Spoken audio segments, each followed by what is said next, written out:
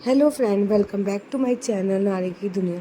जैसा कि मैंने आपको प्रीवियस वीडियो में बताया था कि मेरे बीएड के एग्ज़ाम चल रहे हैं और मेरा पहला पेपर 3 मई को है। तो अब मैं बीएड के साथ साथ कंपटीशन की तैयारी थोड़ी टफ होती है, क्योंकि बीएड का ही पढ़ना होता है, फिर पेपर भी देने होता है। तो 20 मई तक 19 मई तक मेरे पेपर बीएड के है, तो बीएड का ही मैं पढ़ूंगी। लेकिन साथ साथ में क्योंकि थोड़ा बीएड का मैंने पहले से पढ़ रखा है, मैंने 1 महीने कोई वीडियो नहीं डाली, कुछ नहीं डाला, तो मैंने इसलिए नहीं डालती क्योंकि मैं बीएड का पढ़ रही थी।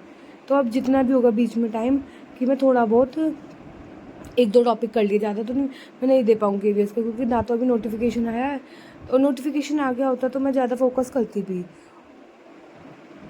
तो अभी तो मैं सिर्फ और सिर्फ थोड़ा ही पढ़ा करूँगी, एक दो टॉपिक पढ़ लिए, 1-2 घंटे का लेक्चर अटेंड कर लिया या कुछ भी। तो यहाँ पे जो मैं कर रही हूँ, मैं ईवीएस के जो करंट में टॉपिक हैं वो लिख रही हूँ। अगर आपको चाहिए कि मैं कौन कौन से टॉपिक लिख रही हूँ करंट के, कि जैसे लास्ट टाइम फूड थी, मैंने बताया था मैंने ईवीएस के कौन कौन से टॉपिक किए थे। फूड थीम तो फिर फूड थीम से कौन से क्वेश्चन बन सकते हैं, वो कौन सी क्लास का है, वो सब मैंने आपको बताया था। तो अब मैं उसमें देख रही हूँ कि रिसेंट में फूड टॉपिक पे ऊपर कौन से क्वेश्चन बने थे, या किसी भी उसमें आए हो। क्योंकि अब देखो, हो सकता है कि केवीआर जो 3 टायर में है, कुछ भी हो सकता है, तो और लेवल भी हार्ड हो सकता है, ट्रैवल के ऊपर भी। और वैसे देखो, केवीएस की बुक भी चेंज हो गई है अगर मैं एनसीईआरटी की बात करूँ, बट मैं अभी पुराने उससे पढ़ी हूँ, क्योंकि वो एनसीईआरटी अभी स्कूल या कॉलेजों में नहीं लागू हुई। वैसे मैंने क्लास 3 की एनसीईआरटी पढ़ी भी थी, तो यहाँ पे वो मैं सारे क्वेश्चन लिख रही हूँ।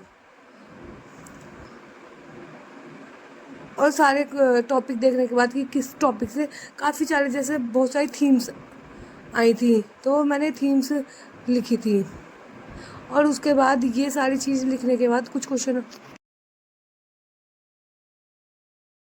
चीज़ों को मैंने रिवीजन किया, सारे देखे। वैसे मैंने ईवीएस का कर रखा है, लेकिन पिछली बार मेरे 20 में से 17 नंबर थे। इस बार मेरा फोकस है फुल में से फुल आए, और इस बार कंपटीशन और भी ज़्यादा हाई रहेगा, क्योंकि बच्चे बढ़ गए हैं। तो और एक बार पेपर हो चुका है, पैटर्न का तो देखो कुछ नहीं पता, पैटर्न चेंज होगा या वही रहेगा। तो अभी मेरा फोकस इसी चीज़ पर। और मैं नीचे आई थी, तो नीचे मेरी बहन चीले बना रही थी, तो मैंने कहा चलो एक चीला मुझे भी दे देना। वो वेजिटेबल चीला बना रही थी। तो एक अपने घर आने का एक फ़ायदा है कि तुम्हें कोई घर का काम नहीं करना है। एक लड़की मतलब इतना फ्री फील करती है। जैसे मैं अभी अपने घर आई हूँ, मैं ससुराल में रहती हूँ, या मैं हस्बैंड के साथ, ससुराल में तो पढ़ाई हो ही नहीं पाती। मैं बताऊँ तो हस्बैंड के साथ बोलती हूँ, वो सुबह ऑफिस चल जाता है, उनका लंच ब्रेकफास्ट ये सब तैयारी करना, और वो एक लड़की समझ सकती है, और वो बहुत ज़रूरी है। हमने सोचा है उसे इग्नोर कर दे, उसके बाद अपना काम करके पढ़ाई करना बहुत ज़्यादा टिपिकल हो जाता है। और अब मेरे साथ तो दूसरी प्रॉब्लम भी है, तो बहुत सारी चीज़ें नहीं हो पा रही थी। मैं बीएड के एग्ज़ामों के लिए फ़ोकस नहीं कर पा रही थी, और स्टार्टिंग के मंथ में तो क्या था, मुझे वोमिटिंग बहुत होती थी। अब मैं ठीक हूँ, अब मैंने कहा चलो पढ़ते हैं। और देखो, एग्ज़ाम का भी कुछ नहीं पता, एग्ज़ाम का बिल्कुल भी कुछ नहीं पता कि एग्ज़ाम कब होगा। और इतना मतलब मैं सोचती हूँ कि अगर ये पेपर इस साल एटलीस्ट सितंबर अक्टूबर तक ये पेपर इन्हें करा लेना चाहिए, क्योंकि मुझे आगे डी+यू की तैयारी करनी है। अगर मैं डी+यू की बात करूँ, तो उसका पैटर्न पूरा एसएससी वाला है। और अगर मेरी बीएड अब कंप्लीट हो जाएगी, तो मैं डी+यू पीआरटी की जगह टीजीटी का पेपर दूंगी, क्योंकि मेरा सेकंड पेपर 2 भी क्लियर है सीटेट का। तो मैं टीजीटी की तैयारी करूँगी, तो टीजीटी का पैटर्न भी देखूँगी। कोई मुझे बताना, कोई मैथ टीजीटी से हो तो कहाँ से पढ़ना चाहिए। अभी तो मैंने वैसे कोई पैटर्न देखा नहीं है, क्योंकि मेरे बीएड अब कंप्लीट हो जाएगा, और कंप्लीट होने के बाद 1-1.5 महीने या मैक्सिमम 2 महीने में रिजल्ट आ जाएगा। तो फिर टीजीटी भी देना अगर, तो फिर मैं मम्मी के पास आ गई थी, और मम्मी प्रेस कर रही थी। मम्मी मेरी कुछ ना कुछ करती रहती है, वो ना दोपहर में सोती ना, मतलब उन्हें सुबह जल्दी उठने की आदत है, वो दोपहर में सोती नहीं है। और मेरे को तो थोड़ी एक नैप चाहिए ज़रूर। वो कभी कुछ काम करती रहती हैं, कभी कुछ काम करती रहती हैं। तो वो प्रेस कर रही थी पापा के कपड़ों पे, और साथ में उन्होंने कपिल शर्मा का शो देखा था, मैंने उनके साथ थोड़ा ज्वाइन किया। और फिर मैं आ गई थी सेकंड स्टडी स्लॉट करने के लिए ऊपर। और सेकंड स्टडी स्लॉट में बता दूँ, यहाँ मैं कोई कंपटीशन करनी पड़ी, क्योंकि मैंने जैसा कि आपको बताया मेरे बीएड के एग्ज़ाम चल रहे हैं।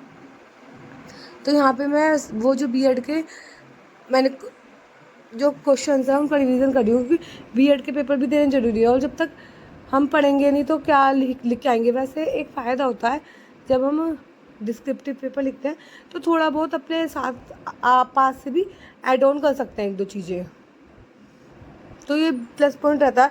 लेकिन अपने पास से भी जब भी ऐड ऑन करेंगे जब थोड़ा बहुत पढ़ा हुआ हो। तो यहाँ पे मैं ये सारे देख रही थी और उसके क्वेश्चन आंसर लिख रही थी। और किसी ने मुझसे पूछा था आप कहाँ से बीएड करूँ, मैं अपने मायके से बीएड करूँ, मेरठ से। और DT+B PRT के, आप अगर TRT की तैयारी कर रहे हो, TGT की किस सब्जेक्ट्स की तैयारी कर रहे हो, ये मुझे बताना। और देखो अगर मैं आप हाउस वाइफ हो और आप ये सोच रहे हो आपको टाइम दे देगा कोई, आपको खुद के लिए खुद से जंग लड़नी पड़ेगी, आपको कोई भी टाइम नहीं देगा। अगर आप ये सोच रहे हो ना आपको कोई टाइम देगा, तो ये कहने की बात है, लेकिन आपको हर चीज़ अपने लिए जीना पड़ेगा, अपने लिए वक्त निकालना पड़ेगा। आप ये सोचो कि जो आपको मिल जाए टाइम, मैं भी कहीं सोचती थी पहले इसके बाद कर लूँगी, लेकिन टाइम मिलते ना हम खुद से टाइम चुराना पड़ता है। तो अगर आप सोच रहे हो कि मतलब लाइफ में कुछ बड़ा करना है, कोई एग्ज़ाम आना है, कुछ आ रहा है, तो अपने लिए सबसे पहले स्टैंड लो कि हाँ हमें पढ़ाई करनी है। चाहे हम 2 घंटे निकालें और चाहे 3 घंटे निकालें, अगर हम 2 घंटे डेली निकाल लेते हैं ना तो कॉन्फिडेंस भी लाता है। अगर आप डेली के 2 घंटे निकाल के देखो और 1 महीने तक 2 घंटे निकालो, और फिर आप ये देखो कि 1 महीने में मुझे टॉपिक कंप्लीट करना है, आप देखोगे आपका एक पूरा चैप्टर कंप्लीट हो गया, आपका पूरा से बुक कंप्लीट हो गया, और आपको लगेगा कि कितना कॉन्फिडेंस आएगा कि हाँ मैंने ये कर लिया। लेकिन आप स्टार्ट ही नहीं करोगे। देखो 2 घंटे तो मुझे लगता है हर लड़की निकाल ही सकती है। मैं भी आराम से भाई ससुराल में रह के भी निकल जाते हैं। 2 घंटे तो 1 घंटा सुबह निकाल लो, 1 घंटा शाम के टाइम निकाल लो, या बीच में आधा घंटा करके निकाल लो। लेकिन 1 घंटा एक साथ निकालना ज़्यादा ठीक है, क्योंकि अगर हम एक साथ एक घंटा निकालेंगे तो जो ज़्यादा चीज़ें कवर अप होंगी। और धीरे धीरे कभी कभी ऐसा हुआ कि हमने 1 घंटा निकाला, हमें बहुत सारी चीज़ें अच्छी पता चली, हम सोचते हैं चलो 1 घंटा और पढ़ लेते हैं, क्योंकि एग्ज़ाम का देखो कुछ नहीं पता, एग्ज़ाम आता है, आएगा, डेफिनेटली आएगा। और आप ये सोचो कि किस्मत के भरोसे बैठ रहे हैं कि अब तो मेरा नहीं हुआ, मैं 30 की हो गई हूँ, तो ये सब सोचना ना छोड़ दो। मतलब मैं नहीं सोचती, मैं ये सब नहीं सोचती कि मेरा होगा नहीं होगा, वैकेंसी नहीं आ रही, या फिर कुछ भी है, लाइफ में बहुत सारे चेंज आते हैं, तो मैं इन सब चीज़ों के बारे में बिल्कुल भी नहीं सोचती। जो होगा मैं अपनी तरफ से कोशिश कर रही हूँ, जो होगा वो अच्छा ही होगा। फिर ये मेरी ताई जी का पोता है, ये शाम में उसे खिलाने ले आती हैं, और ये मुझे बहुत प्यार लगता है, मैं इसके साथ बहुत सारा टाइम स्पेंड करती हूँ, और ये बहुत क्यूट है।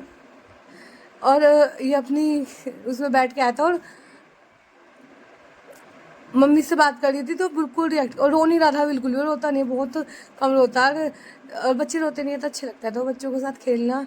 मम्मी भी इससे बात कर रही थी और ये आ ही नहीं रहा था, फिर मैंने इसे इसमें से निकाल लिया। मैंने कहा नहीं तुम मेरे पास आओ, ये कह रहा था मुझे बाहर घुमा के लाओ। छोटे बच्चों को तो रहता है बाहर घुमा के लाओ, लेकिन देख के लग रहा था इनकी कितनी अच्छी लाइफ है। मतलब छोटे होते हैं तो कोई टेंशन नहीं, पढ़ाई की टेंशन नहीं, कुछ नहीं। तो फिर मैं इसे अपने साथ अंदर ले आई थी और खेला था। मेरे पे खिलौने तो देने के लिए थे नहीं कुछ भी, मैंने फ़ोन दे दिया इसे अपना और साथ में क्लैचर रख दिया था, उसी से खेले जाता। और मैं चुटकी बजा रही थी इसकी साइड, और ये मुझे देखे जा रहा था कि कैसे चुटकी बजा रही हो। तो आप भी देखो, अगर आप पढ़ने के बारे में सोचो, बिल्कुल अभी से पढ़ना स्टार्ट कर दो।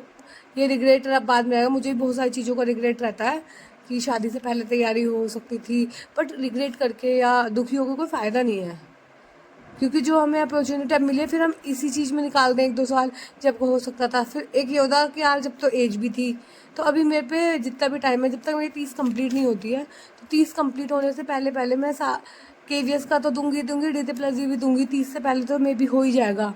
अभी जब तक मेरी 30 एज कंप्लीट नहीं होती तब तक तो मेरे को मेन फोकस मेरा DT+G पे है, या हरियाणा का पेपर है उसका दूंगी। खैर हरियाणा में तो HTET ही नहीं हुआ अभी तक, HTET होना था वहाँ।